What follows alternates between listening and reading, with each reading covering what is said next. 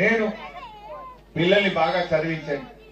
ఒకటి ఈ మధ్యన పిల్లలు జర ఫోన్లు పట్టుకొని బాగా ఆటలాడుతూ అవేందో ఏమంటారు వాటిని బెట్టింగ్ లక లేకపోతే రెమ్మీ గేమ్ లక పబ్జీ గేమ్ లక అవోటి ఇవోటి ఆడి ఆడి పిల్లలు అప్పుల పాలే అయ్యవల్ని పరిశాన్ చేస్తున్నారు.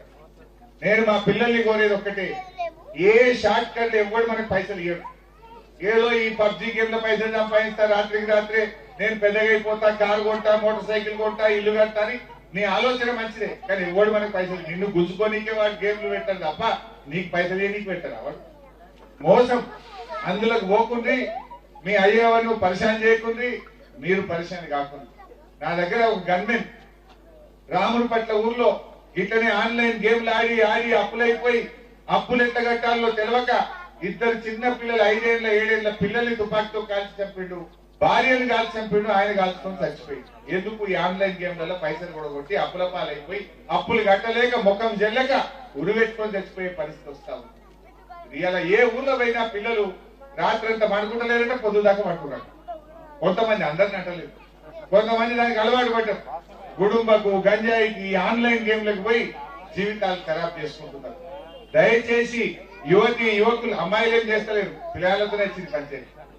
మగ పిల్లలు బాగా ఆలోచన చేసి మీరందరూ కూడా ఈ ఆన్లైన్ గేములు బంద్ చేయండి, చదువు మీద దృష్టి పెట్టండి. అంబేద్కర్ ఎంత కష్టపడ్డాడు, ఎన్ని అవమానాలు ఎదుర్కొన్నాడు, ఆయన ఎంత కష్టపడితే పైకి వచ్చిండు. ఎవరమైనా కష్టాన్ని నమ్ముకోవాలి, సద్మార్గంలో నడవాలి. ఒకరోజు లేట్ అవుతుంది కావచ్చు, న్యాయం నిలబడ్డది, ధర్మం నిలబడ్డది, కష్టం గెలుస్తుంది, మంచితనమే నిలబడ్డది. కష్టం చేయండి, తప్పకుండా బాగా చదవండి. ఏ పని నమ్ముకున్నా ఆ పనిలో గట్టిగా చేస్తే తప్పక విజయం వస్తుంది. సగం సగం చేస్తే ఏది కాదు. రేవంత్ రెడ్డి లెక్క ఏది కొనేలేదు. ఏ పని అయినా ఒక్కటే పెట్టుకోవాలి, గట్టిగా చేయాలి. దాన్ని ఎంబడబడితే ఎవరైనా పైకి వస్తారు, ఎవరైనా మీదికి పోవడానికి అవకాశం ఉంటుంది.